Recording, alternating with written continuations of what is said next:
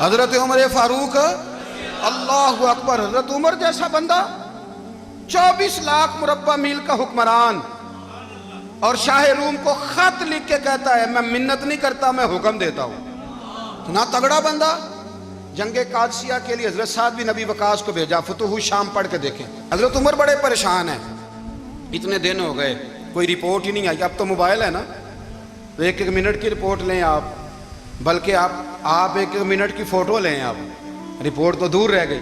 حضرت عمر فاروق رضی اللہ تعالیٰ عنہ بڑے پریشان ہیں کہ قادسیہ میں حضرت سعد بن ابی وقاص کے ساتھ لوگ جہاد کرنے گئے، رپورٹ کوئی نہیں آ رہی۔ اتنے پریشان تھے کہ باہر نکل کے نا اس رستے پہ بیٹھ جاتے جو رستہ قادسیہ کی طرف سے آتا تھا، جو بھی آتا جاتا پوچھتے جنگ کے کیا حالات ہیں۔ ادھر جب اللہ نے فتح دے دی نا، تو حضرت سعد بن ابی وقاص رضی اللہ تعالیٰ عنہ نے ایک قاصد کو خط دے کے بھیجا، کہنے لگے عمر کے پاس جاؤ، انہیں اطلاع دو کہ الحمدللہ اللہ نے اسلام کو فتح عطا کر دی ہے۔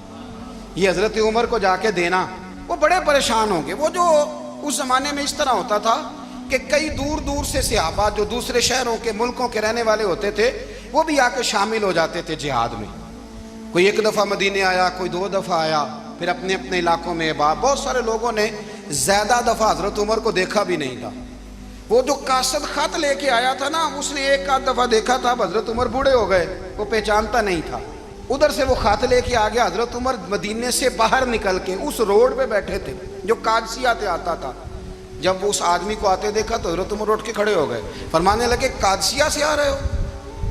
وہ کیا کہتا ہے؟ پھٹے پرانے کپڑے، ٹوٹے ہوئے جوتے، سر پہ پرانی پگڑی، کہنے لگے غلام مدینے کے رہنے والے ہو؟ حضرت عمر کہنے لگے ہاں مدینے کا ہوں۔ کہا میں قادسیہ سے آیا ہوں، الحمدللہ اللہ نے اسلام کو فتح دے دی ہے، الحمدللہ کفر کی کمر ٹوٹ گئی ہے۔ اس نے یہ بات کر کے تو گھوڑے کو ایڑی لگائی، گھوڑا دوڑنے لگا مدینے کے، حضرت عمر بھی ساتھ ساتھ دوڑ رہے، فرمانے لگے اچھا بتاؤ خالد بن ولید کا کیا حال ہے؟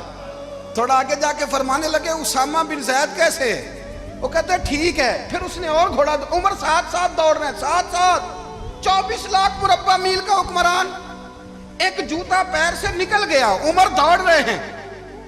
آگے جا کے پوچھتے ہیں سعد بن ابی وقاص کا کیا حال ہے؟ کہا حضور وہ بھی ٹھیک ہے۔ کتنے لوگ میرے شہید ہو گئے مسلمانوں میں سے؟ کہنے لگا صحیح گنتی کا نہیں پتا، یہ لفظ ادا ہوتے ہوتے مدینے کی سرحد آ گئی۔ لوگوں نے عمر کو گھوڑے کے ساتھ دوڑتے دیکھا تو کہا امیر المومنین کیوں دوڑ رہے ہیں؟ وہ غلام چھلانگ لگا کے نیچے آیا، قدموں میں بیٹھ گیا، کہنے لگا حضور آپ نے بتایا ہی نہیں آپ امیر المومنین ہیں۔ آپ فرمانے لگے کیا بتاتا؟ میں تو اونٹ چرانے والے کا پتر ہوں، کیا بتاتا؟ وہ عمر ہوں جس نے اپنے گناہوں کا حساب دینا ہے، کیا بتاتا؟ جو سعد بن ابی وقاص کو جہاد پہ بھیج کے خود بزدلوں کی طرح گھر میں بیٹھا ہے، کیا بتاتا؟ کوئی حیثیت نہیں، کوئی تار، تو نے اچھا کیا، تو تو مجاہد تھا، مجھے ساتھ ساتھ دوڑایا، تو نے اچھا کیا۔ جتنے لوگ تھے چیخیں مار کے رونے لگے۔ حضرت فاروق اعظم سے کہنے لگے عمر جب تک تیرے جلوے رہیں گے اللہ کامیابیاں ہی عطا فرمائے گا، جب تک تیرا رنگ رہے گا اللہ تعالیٰ نوازتا ہی رہے گا۔ کچھ نہیں کبھی اپنا آپ ظاہر ہی نہیں کیا۔ بہت بڑے تھے، بہت بڑے تھے حضرت عمر، بڑے تھے۔ حضرت ابو رافع غلام تھے، قرآن پاک بڑا سونا پڑھتے تھے۔ حضرت عمر جب بھی انہیں ملتے کہتے ابو رافع تو عمر سے اچھا ہے، قرآن بڑا شاندار پڑھتا ہے۔ تو وہ کہتے حضور اگر میں قرآن صحیح پڑھتا ہوں تو آپ کو قرآن کی تشریح زیادہ صحیح آتی ہے، آپ بھی تو مجھ سے افضل ہیں۔ تو آپ فرماتے نہیں پھر بھی تو مجھ سے افضل ہے۔ کیوں؟ اس لیے کہ تو اپنے آقا کی نوکری بھی ٹھیک کرتا ہے اور رب کی عبادت بھی ٹھیک کرتا ہے، اور مجھے خالص صرف عبادت کرنی ہوتی ہے وہ بھی ٹھیک نہیں کر پاتا۔ ساری زندگی اپنا محاسبہ، ساری زندگی اپنے گریبان میں دیکھا، ساری زندگی اپنے آپ کو پرکھا، اپنے آپ کو ٹٹولا۔ 62 سال عمر بیت گئی۔ حضرت حذیفہ بن یمان ایک صحابی تھے، میرے نبی کریم علیہ السلام نا ان سے راز کی باتیں کرتے تھے۔ ہر بندے کا ہاضمہ ٹھیک نہیں ہوتا، سب سے راز کی بات نہیں کرنی چاہیے۔ حضرت حذیفہ بن یمان کہتے ہیں حضور راز کی باتیں بتاتے ہیں۔ مدینہ منورہ میں جو منافقین تھے ان کی لسٹ بھی نبی پاک نے حضرت حذیفہ بن یمان کو دی تھی۔ جب کوئی مشکوک آدمی مر جاتا نا تو صحابہ کہتے ہیں ہم دیکھتے اگر حضرت حذیفہ نے جنازہ پڑھا ہے تو ہم بھی جنازہ پڑھ لیتے۔ نبی پاک نے بھی کچھ جنازے نہیں پڑھے، ترمذی میں ہے، فرمایا عثمان سے جو بغض رکھے اس کا جنازہ نہیں پڑھیں گے۔ حضرت حذیفہ بن یمان اگر جنازہ پڑھتے تو لوگ پڑھتے، وہ نہ پڑھتے تو لوگ جنازہ نہ پڑھتے۔ حضرت حذیفہ بن یمان کہتے ہیں جناب عمر فاروق کی خلافت کے آخری ایام تھے، کچھ دنوں کے بعد وہ شہید ہو گئے۔ فرماتے ہیں آدھی رات کا وقت تھا، میں گھر میں سویا تھا بڑا بے فکر، اچانک میرے دروازے پہ دستک ہوئی، میں گھبرا کے اٹھا، اتنی رات کو کون آیا؟ کہتے ہیں قربان جاؤں، دروازے پہ گیا تو امیر المومنین فاروق اعظم دروازے پہ۔ میں نے کہا عمر کوئی حکم تھا تو مجھے بلا لیتے۔ کہنے لگے میں نا امیر بن کے نہیں آیا، تیرا ویر بن کے آیا ہوں۔ امیر المومنین کی حیثیت سے سرکاری کام سے بلاتا تو وہاں بلاتا، مجھے ایک ذاتی کام پڑ گیا۔ کہتے ہیں میں نے عمر کو گھر کی اندر بلا کے چارپائی پہ بٹھایا، میں نے کہا حضور میں غریب آدمی ہوں، میں کیا آپ کے کام آ سکتا ہوں؟ تو کہتے ہیں انہوں نے نا مجھے ساتھ بٹھا لیا، پھر میرا ہاتھ پکڑ لیا، کہنے لگے تو عمر کو جانتا ہے؟ عمر جھوٹ نہیں بولتا، تو جانتا ہے عمر وعدوں کا پکا ہے؟ کہا حضور جانتا ہوں۔ کہا میں اس وقت آیا ہوں جب دیکھ بھی کوئی نہیں رہا۔ حضرت حذیفہ بن یمان کہتے ہیں پریشان ہو گیا، حضور پہلیاں نہ بجھوائے، مہربانی کر بتائیں کدھر آئے ہیں؟ تو حضرت عمر فاروق فرمانے لگے 62 سال کا ہو گیا ہوں، 63 میں چل رہا ہے، داڑھی سفید ہو گئی ہے، پھل پک گیا، اٹھ فریدہ ستیا، داڑھی آ گئی پور، اگا نیڑے آ گئی، پیچھا رہ گئی دور، اب قبر اشر کا معاملہ صاف نظر آنے لگا ہے۔ کہا حضور مجھ سے کیا چاہتے ہیں؟ حضرت عمر رو پڑے، کہنے لگے آج میں عشاء کے بعد نکلا ہوں تو نبی پاک کے صحابہ مجھے نیک کہہ رہے تھے، پھر میں نے بچوں کی ماں سے اور بچوں سے بھی پوچھا ہے، وہ بھی مجھ سے راضی ہیں، پر حذیفہ تیرے ساتھ نبی پاک راز کی باتیں کرتے تھے، سچ بتا کہیں عمر کا نام منافقوں میں شامل تو نہیں؟ سچ بتا ان منافقین میں تو شامل نہیں، کہیں اوپر سے تو نہیں سارا کچھ؟ حضرت حذیفہ بن یمان کہتے ہیں میں باپ کے مرنے پہ اتنا نہیں رویا جتنا عمر کے سوال پہ رویا۔ میں قدموں میں بیٹھ گیا، میں نے کہا نہیں عمر یہ تو میں نے نہیں سنا، لیکن یہ میں نے نبی پاک سے ضرور سنا ہے کہ میرے بعد اگر کوئی نبی ہوتا تو عمر ابن خطاب ہوتا۔ یہ میں نے اپنے کانوں سے سنا ہے کہ عمر جس گلی سے گزرے شیطان رستہ بدل جاتا ہے۔ یہ میں نے اپنے کانوں سے سنا ہے کہ 950 سال حضرت جبریل جناب عمر کی شان بیان کریں تو پھر بھی بیان نہیں ہو سکتا، یہ میں نے ضرور سنا۔ دوستو ساری زندگی حضرت عمر نے اگر دوسروں کا محاسبہ کیا تو اپنا اور اپنے بچوں کا بھی کڑا خیال رکھا، اپنی ذات پر بڑی توجہ دی۔ جو لوگ اپنا بھول جاتے نا، ہمیں اپنی صحت کا بڑا خیال ہے لیکن اپنی روحانی زندگی کا کوئی خیال نہیں ہے۔ حضرت عمر فاروق رضی اللہ تعالیٰ عنہ نا باہر والوں کا بھی بڑا سخت حساب کرتے تھے۔ بڑا ایک گورنر صاحب نے لباس بڑا شاندار پہننا شروع کر دیا تھا تو حضرت عمر نے اتروا کے نا تو انہیں ٹاٹ کا لباس پہنا کے تو اونٹ چرانے کی ڈیوٹی دے دی تھی، اتنا سخت احتساب کرتے۔ کسائی کی دکان پر بھی 1-2 گھنٹے کھڑے ہوتے تھے۔ جو آدمی مسلسل 2 دن گوشت خریدتا تھا نا، فرماتے تھے اس کا ٹیکس بڑھا دو، لوگوں کو دال نہیں مل رہی اور یہ روز گوشت کھاتا ہے۔ حضرت فاروق اعظم اس کو جزیہ کہا جاتا تھا، یا کچھ اور معاملات ہوتے تھے بڑھا دیتے تھے۔ مسلسل جو 2 دن آدمی گوشت کھاتا تھا، فرماتے تھے مدینے میں غربت ہے، اگر یہ والا نظام تم کرو گے تو غریب لوگ کس کی طرف دیکھیں گے۔ لیکن اس سے زیادہ بڑھ کر جو ان کی زندگی کا معیار اور سٹیٹس تھا وہ یہ تھا کہ اپنے گھر کا خاص خیال رکھتے، خاص توجہ کرتے۔ ملک شام سے اور ایران سے کچھ لوگ آپ کی خدمت میں آئے تو وہاں سے کچھ کنیزیں بھی آئیں، ان کے بادشاہ کا پیغام لے کے۔ شاہ ایران کی کنیز کو ملکہ نے کہا کہ نا حضرت عمر کی زوجہ کو دیکھ کے آنا ذرا کس طرح کی ہے۔ ہمارے ملک میں کیا کہتے ہیں؟ خاتون اول، باقی سارے دوؤں میں خاتون اول، ذرا خاتون اول کو دیکھ کے آنا۔ تو وہ جب آئی نا گھر میں ملنے تو کہا کہ مجھے میری ملکہ نے کہا تھا کہ عمر کی زوجہ سے اہلیہ سے ملاقات کر کے آنا۔ تو حضرت عمر کی اہلیہ نے نا ایک جوڑا کپڑوں کا دے دیا ملکہ کے لیے اور ایک خوشبو کی شیشی دے دی۔ اب جب وہ تحفے وہاں گئے تو اس ملکہ نے نا کچھ سونے کا سامان بھیجا، کچھ زیورات بھیجے، کچھ تحائف بھیجے۔ جب حضرت عمر کے گھر آئے نا، وہ خادم لے کے آیا، اس نے کہا جی آپ کی اہلیہ نے تحفے بھیجے تھے، تو جواب میں شاہ ایران کی بیوی نے، یہاں جس ملک کا وہ سفیر تھا، انہوں نے بھی یہ بھیجے۔ تو حضرت عمر فاروق نا وہ تحفے لے کے گھر گئے تو جا کے کہنے لگے اپنی اہلیہ سے، یہ تو کب سے تحفے تحائف بھیجنے لگ گئی ہے؟ یہ کب سے نظام شروع ہو گیا؟ تو کہ حضور تحفہ دینا لینا تو ٹھیک ہے، سنت ہے، محبت بڑھتی ہے، تو یہ کوئی قباحت نہیں، اور میں نے اپنی ذاتی استعمال کے لیے جو چیزیں رکھی تھی وہ میں نے دی ہیں۔ تو حضرت عمر فاروق رضی اللہ تعالیٰ عنہ فرمانے لگے ہم نے کسی ملک کے ساتھ اور اس کے بادشاہ کے ساتھ ذاتی تعلق نہیں بنانا، تعلق جو بھی بنے گا رسول اللہ کے دین کی برکت سے بنے گا، ذاتی رشتے نہیں ہم نے قائم کرنے۔ ذاتی آپ کے ملک کی جو ایئر لائن جس کا ہر سال خسارے کا ڈنڈورا پیٹا جاتا ہے نا، وہ ہمارے بادشاہ صاحب اور صدر صاحب اگر غیر ملکیوں کو گھوڑا کبھی بھیجنا ہو نا، گھوڑا، تو پورا ایک جہاز گھوڑا لے کے تحفے میں جاتا ہے، پورا جہاز غریب قوم کا یہ سرمایہ، اور قوم بڑی بادشاہ ہے، لائنوں میں لا کے ووٹ دیتی ہے۔ دو کام ہمیشہ لائن میں لا کے کرنے، ایک بل لائن میں لا کے جمع کرانا ہے اور ایک ووٹ لائن میں لا کے، تاکہ پھر پورے 5 سال لائن میں ہی لگے رہیں۔ مرضی سے آپ ووٹ دینا، پر جو بات درست ہے اس کو سنو۔ حضرت عمر فاروق رضی اللہ تعالیٰ عنہ نے اپنی اہلیہ سے پوچھا کتنے کا تھا وہ تیرا جوڑا اور خوشبو کی شیشی؟ انہوں نے کہا 3 دینار کی۔ فرمایا یہ 3 دینار تیرے، اور باقی جو تحفے آئے ہیں وہ تو خود کہہ، چونکہ اس نے تیرے نام بھیجے ہیں، تو کہہ کہ میں مال غنیمت میں دیتی ہوں، تو کہہ میں مسلمانوں کو کہہ۔ تو زوجہ ہنس پڑی، کہنے لگی میں نہ بھی کہوں تو مجھے کہنا تو پڑے گا ہی، کہنا تو میں نے ہے ہی، کیونکہ سامنے عمر فاروق ہیں، لہذا فرمایا کہہ دیتی ہوں میں نے دیا خزانے کو۔ حضرت عمر نے جمع کرا لیا۔ میں یہ کیا بات ہے، میرے گھر والے جو مرضی کریں، ان کا معیار زندگی جس طرح کا مرضی ہو۔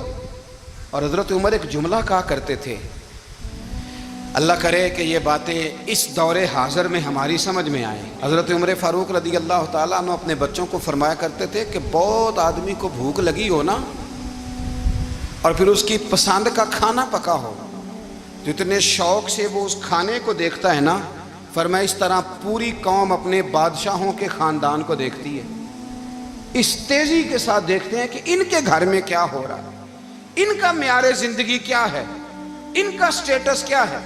آپ کے بچے دونوں کاروبار کے لیے مصر گئے، ایک بہت بڑا قافلہ گیا مدینے سے مصر تجارت کے لیے، تو یہ گئے تجارت کے لیے، تو حضرت عبداللہ ابن عمر، حضرت عبید اللہ ابن عمر، حضرت عمر کے دونوں بیٹے گئے۔ جناب عمر فاروق کے بچے جب وہاں پہنچے تو مصر کے گورنر نے نا لوگوں کو تعارف کرایا کہ یہ عمر فاروق کے بیٹے ہیں۔ ایک چھوٹی سی بات کر دوں، یہ چودھری کے بیٹے کو کون بتاتا ہے کہ تو چودھری کا بیٹا ہے؟ باہر والے بتاتے ہیں، گھر والے۔ اور سیٹھ صاحب کے بیٹے کو کون بتاتا ہے کہ تو سیٹھ صاحب کا بیٹا ہے؟ اور مالک کو کون بتاتا ہے کہ تو مالک کا بیٹا ہے اور یہ کرایہ دار ہے؟ یہ کون بتاتا ہے؟ یہ سوچ ہم دیتے ہیں بچوں کو، چودھری اور کمی کی سوچ، امیر اور غریب کی سوچ، مالک اور کرایہ دار کی سوچ، گھر کے مالک کی اور کام کرنے والے کی سوچ، یہ ہم دیتے ہیں۔ یاد رکھنا، یہ ہم دیتے ہیں، یہ ہمارا مزاج ہے، یہ باہر سے نہیں آتی۔ تو کوئی شہزادہ ہے، تو سیٹھ ہے، تو نواب ہے، یہ سوچ باہر سے نہیں آتی، یہ اماں سوچ دیتی ہے، اماں، یہ ابا سوچ دیتا ہے، اور پھر جب تباہی اترتی ہے تو اس کے ذمہ دار بھی باہر والے نہیں ہوتے، گھر والے ہوتے ہیں، گھر والے۔ ہمارے بچوں کی طبیعتوں پر زیادہ نقش باہر والوں کا نہیں ہوتا، گھر والوں کا ہوتا ہے، یاد رکھیے گا۔ حضرت عمر فاروق رضی اللہ، بچے ہیں، شہزادے ہیں، وہ کاروبار کرنے گئے، اور وہاں بتایا گورنر صاحب نے کہ یہ فاروق اعظم کے بچے، امیر المومنین کے۔ لوگوں نے ان سے زیادہ مال خریدا، تجارت میں زیادہ نفع ہوا، ظاہر ہے کہ وہ آپ کے جو اللہ خیر کرے حکمران ہیں، ان کے کاروبار کتنے ملکوں میں ہیں، کس بنیاد پر ہیں؟ وہ صرف اس بنیاد پر کہ وہ حکمران رہے، ان کے لیے آسان تھا بڑے لوگوں سے تعلقات بنانا۔ حضرت عمر فاروق رضی اللہ تعالیٰ عنہ کے بچے ڈھیروں مال کما کے جب واپس آئے نا، تو حضرت عمر سے آ کے بچوں نے بطور محبت کا، ابا جی اللہ نے بڑا ہی فضل کیا ہے، بڑا مال کمایا الحمدللہ، یہ دیکھیں کتنا نوازا ہے۔ تو حضرت عمر کہنے لگے سارے قافلے نے اتنا ہی کمایا ہے، سارے قافلے نے اتنا ہی کمایا ہے؟ کہ حضور نہیں، سارے قافلے نے اتنا نہیں کمایا، سب کو اتنا نہیں ملا، وہ تو وہاں گورنر صاحب نے لوگوں کو تعارف کرایا تھا کہ یہ عمر کے بچے ہیں، تو لوگوں نے پھر ہم سے بڑا ہی خریدا۔ تو حضرت عمر فرمانے لگے ٹھیک ہو گیا، میں بات سمجھ گیا، اس طرح کرو، جو تمہاری اصل زر تھی نا، جو راز تھی، وہ رکھ لو، اور باقی سارا مال مال خزانہ میں جمع کرا دو، اس لیے کہ یہ تم نے تجارت نہیں کی، یہ تم نے اپنے باپ کا نام بیچا ہے، یہ تم نے امیر المومنین کے بیٹے ہونے کا فائدہ اٹھایا ہے، فرمایا یہ تمہارا نہیں حق، یہ مسلمانوں کا ہے، اس لیے کہ یہ مال تم نے محنت سے نہیں کمایا، یہ باپ کی کرسی کا فائدہ اٹھایا ہے۔ اور فرمایا اگر تم نے مال جمع نہ کرایا تو میں مال بھی لے لوں گا زبردستی اور کوڑے بھی ماروں گا، ڈبل سزا دوں گا۔ مرضی سے جمع کراؤ گے تو کوڑوں سے بچ جاؤ گے۔ بڑے بیٹے نے تو جمع کرا دیا تو چھوٹا تھوڑا پریشان ہوا، تو حضرت عبداللہ ابن عمر چھوٹے بھائی کا ماتھا چوم کے کہنے لگے بیٹے چپ کر کے جمع کرا، یہاں بھی فخر کر کے ہم عمر کے بیٹے ہیں اور قیامت میں بھی فخر کریں گے کہ ہم فاروق اعظم کے بیٹے ہیں۔ یہاں بھی ناز کریں گے اور وہاں بھی ناز کریں گے کہ عمر کے بچے ہیں۔ ہمارے باپ نے خود بھی حلال ہی کھایا ہے، اور جب ہماری کمانے کی باری آئی ہے تو ہمیں حکم بھی حلال کھانے کا دیا ہے۔ بھائی ہمارا مزاج دے، بچہ جب لے کے آتا ہے 2 لاکھ روپیہ تو کبھی پوچھے کہاں سے آیا ہے؟ جب وہ پہلے دن غلط دوستوں کے پاس جا کے بیٹھتا ہے تو کبھی نکالا ہے گھر سے اسے؟ یہ بہت سارے خمیازے ہمیں اس لیے بھگتنے پڑتے ہیں کہ ہم ابتدا میں سوراخ بند نہیں کرتے، جب اس میں شگاف پڑ جاتا ہے، سیلاب آتا ہے تو ہمیں ہوش آتی ہے۔ حضرت عمر نے اپنے گھر میں نگرانی رکھی، کڑی نگرانی۔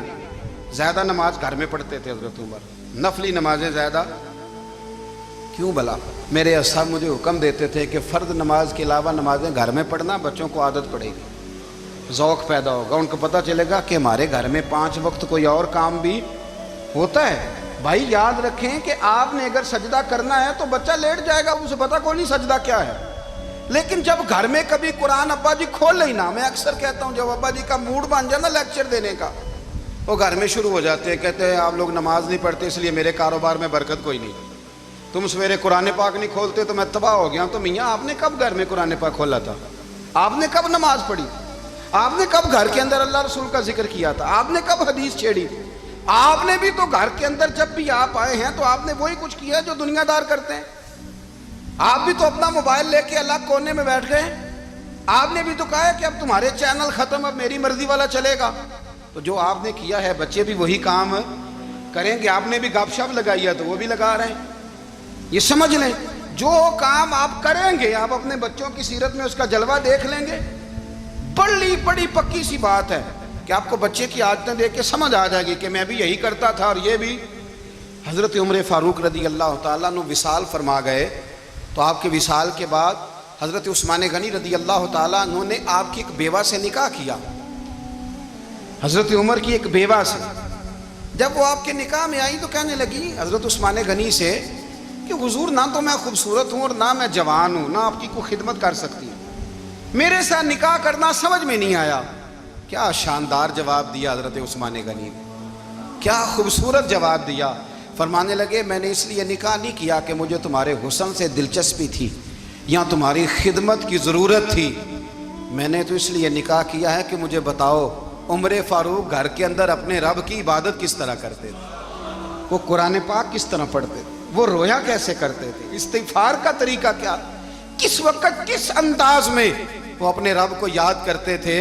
اس لیے کہ عمر کئی دفعہ گھر سے آتا تھا تو میں اس کے چہرے پر نور دیکھا کرتا تھا، میں روشنی دیکھتا تھا، ایک معیار دیکھتا تھا۔ نکاح اس لیے کیا ہے کہ مجھے عمر کی جو گھر کے اندر کی عبادت ہے اس سے آگاہ کرو، تاکہ عثمان غنی بھی چاہتے ہیں اس طرح کے عمل کرو جس طرح کہ عمر فاروق کر کے گئے ہیں۔ بھائی جب تک ہم اپنے گھر میں وہ توجہ نہیں دیں گے، وہ مزاج دیکھیں نا، ہمارے گھروں میں جب نقشہ پاس ہوتا ہے تو ٹی وی لان بھی اس میں ہوتا ہے، ڈرائنگ روم بھی ہوتا ہے، نماز کی جگہ بھی ہوتی ہے نقشے میں۔ صحابہ جب گھر بناتے تھے تو ایک مسجد بیت کا نقشہ پاس کرتے تھے، ذہن میں رکھتے تھے کہ یہ کونا نماز کے لیے، وہاں جوتے لے کے کوئی نہیں جائے گا، وہاں نماز پڑھی جاتی تھی، عورتیں وہاں اعتکاف کرتی تھیں۔ ٹی وی لان تو آ گیا ہے اور گھر کے اندر ٹی وی رکھنے کے لیے تو ایک کمرہ الگ سے بنا دیا گیا ہے، اور اب جو نئے نقشے پاس ہو رہے ہیں اس کے اندر گھروں کے اندر جگہ بنائی گئی ہے جہاں کمپیوٹر رکھے جائیں گے، اور بچوں کے لیے وائرنگ ہوگی نیچے تاکہ انہیں کوئی مشکل درپیش نہ ہو۔ یہ ساری چیزیں ہم نے نہانے کے لیے گھروں کے اندر اتنے بڑے واش روم بنائے ہیں کہ لگتا یہ ہے کہ سوائے نہانے کے اور کام ہی نہیں کوئی گھر میں ہوگا، ہر چیز آ گئی۔ پر اللہ کرے کوئی تفسیر بھی ٹیبل پہ پڑی نظر آئے، کوئی حدیث کی کتاب بھی ٹیبل پہ پڑی نظر آئے۔ اللہ کرے کہ جس طرح ابا لطیفہ سن کے آتا ہے تو جب تک سنا نہ لے اسے ہضم نہیں ہوتا، اللہ کرے کہ وہ جمعے میں بیان سن کے جائے تو اس کا بھی دل کرے میں اپنے بچوں کو سناؤں. وہ نبی پاک کی کوئی حدیث کہیں سے سنے تو گھر جا کے سنائے. جب تک یہ معیار نہیں بنتا آپ کیسے توقع کرتے ہیں کہ گھر کے اندر اللہ کی رحمتیں نازل ہوں گی؟ آپ یہ کیسے توقع کرتے ہیں کہ گھر کے اندر وہ معیار اور وہ مزاج بنے گا؟ حضرت عمر فاروق نے ذاتی زندگی پر جو توجہ دی، گھر والوں کے معیار پر جو توجہ دی حضرت عمر فاروق رضی اللہ تعالیٰ عنہ نے، وہ بھی بڑی دیدنی ہے. حضرت ابو موسیٰ اشعری کو نا آپ نے وزیر خزانہ بنایا تھا. تو حضرت ابو موسیٰ اشعری کہتے ہیں کہ حضرت عمر کو شیخ خزانے میں رہنے تو دیتے نہیں تھے. تو ایک دن نا میں صفائی کر رہا تھا اس کمرے کی جس میں خزانہ رہتا تھا. ہمارے تو ملک میں جو جاتا ہے وہ صفائی کر کے ہی جاتا ہے، اللہ خیر کرے. اور خیر معیار بدلتا ہے. جو پچھلی حکومت ہوتی ہے وہ قرضہ اٹھاتی ہے، وہ باہر سے جاتی ہے تو قرضہ لے کے آتی ہے، اور جو نہیں آتی ہے وہ کہتی ہے ہمیں پیکج مل گیا ہے. وہ قرضہ نہیں اٹھاتے. ان کو کیا ملتا ہے؟ یعنی پچھلی نے قرضہ لیا تھا اور ہم نے، واہ جی واہ کیا خوبصورت انداز ہے. اس کا نام بدل کے نا، انہوں نے قرضہ لیا تھا اور ہم نے، میں کہا بڑے شاندار سیانے بندے ہو گئی. حضرت سیدنا ابو موسیٰ اشعری کہتے ہیں کہ میں نے نا مال غنیمت کی صفائی کی تو 1 دینار مجھے نا کہیں پڑا ہوا مل گیا. تو فرماتے ہمیں اجازت ہوتی تھی کہ 1 دینار ہم اپنی مرضی سے کہیں خرچ کر سکتے تھے. اگر آپ ناراض نہ ہوں تو ہمارے ہاں جب چیئرمین صاحب، ناظم صاحب ٹھیکے دیتے ہیں تو ٹھیکیدار ان کا چھوٹا بھائی ہوتا ہے، یا چچا کا بیٹا ہوتا ہے، یا خالہ کا بیٹا ہوتا ہے. وہ خود ناظم ہوتے ہیں اور ان کا چھوٹا بھائی ٹھیکیدار ہوتا ہے. یعنی وہ نا سارا کچھ گھر کے اندر ہی رہتا ہے. گھر کے اندر ایک پیسہ دیتا ہے، دوسرا واپس اس کو واپس کر دیتا ہے. گھر کے اندر ہی. اب تو خیر ہمارے لوگ سمجھدار ہو گئے. ایک بندہ ایک سیاسی جماعت میں ہوتا ہے، دوسرا دوسری میں، اور تیسرا جس کی بھی حکومت آئی حکومت تو ہماری رہے گی نا. ایک بندہ تو ہے نا اس جماعت میں. یہ اچھا لوگوں نے ایک طریقہ نکالا ہے. تو حضرت عمر کے بیٹا گزر رہا تھا تو حضرت ابو موسیٰ اشعری کہتے ہیں میں نے صفائی کی تو 1 دینار نکلا. تو میں نے وہ 1 دینار نا حضرت عمر کے بیٹے کو دے دیا. میں نے کہا لو بیٹا اپنے چچا کی طرف سے تحفہ. تو گھر جا کے انہوں نے حضرت عمر کو بتایا کہ چچا نے پیسے دیے ہیں. چھوٹے بچے تھے. حضرت عمر نے حضرت ابو موسیٰ اشعری کو بلا لیا اور بلا کے فرمانے لگے میں تو تمہیں اپنا دوست جانتا تھا اور تو نے میری اولاد کو ہی دنیا دار بنانا شروع کر دیا. میرے بچوں کو ہی تم نے دنیا دار پیسوں پہ لگانا شروع کر دیا. میں تو تمہیں یار سمجھتا تھا. فرمایا تمہیں چاہیے تھا میرے بیٹے کو نصیحت کرتے کہ بیٹا پیسوں سے رب راضی نہیں ہوتا، اس کی رضا والے کام کیے جائیں تو رب راضی ہوتا ہے. اور فرمایا تمہیں کوئی اور گھر نہیں ملا تھا تباہ کرنے کے لیے، میرا ہی گھر ملا تھا. اٹھاؤ اپنا دینار اور خبردار آج کے بعد میرے بچوں کے ساتھ یہ والی نیکی نہ کرنا. اور ہمارا کیا سٹیٹس ہے؟ دوستی ہے اس سے جو تحفے زیادہ دے، جو بچوں کو خراب کرنے میں مدد زیادہ کرے، اس کے ساتھ یہ رہنا. حضرت عمر نے گھر پہ اور سب سے بڑھ کر اپنی ذات پہ توجہ کی. حضرت ابو مالک رضی اللہ تعالیٰ عنہ کہتے ہیں میں عمر کے پیچھے پیچھے ایک باغ میں گیا، اکثر اس باغ میں جایا کرتے تھے. اور عمر جا کے نا تو درخت کے نیچے بیٹھ گئے اور فرمانے لگے او امیر المومنین اللہ سے ڈر جا، ورنہ جس رب نے حکومت دی ہے وہ عذاب بھی بڑھا دے گا. ڈر جا رب سے. کبھی ساری زندگی حضرت عمر نے اپنا کوئی تعارف نہیں کرایا، کبھی نہیں. ایک بندے نے آپ کے سامنے تعریف کر دی آپ کی تو فرمانے لگے تو خود بھی ہلاک ہوا اور مجھے بھی ہلاک کر دیا. کیا ضرورت پڑی ہے میری تعریفیں کرنے کی؟ اتنی دیر میری تعریف میں لگائی. اللہ کا ذکر کرتا رب تجھے ثواب دیتا، حضور پہ درود پڑھتا تو رب تیرے اوپر رحمتیں نازل کرتا. کس چکر میں؟ آج جتنا اچھی کوئی خوشامد کرے اتنی اچھی وزارت ملتی ہے، جتنی اچھی اس کو جو ہے وہ چاپلوسی کرنی آیا درجہ بھی اسے اتنا ہی اچھا ملتا.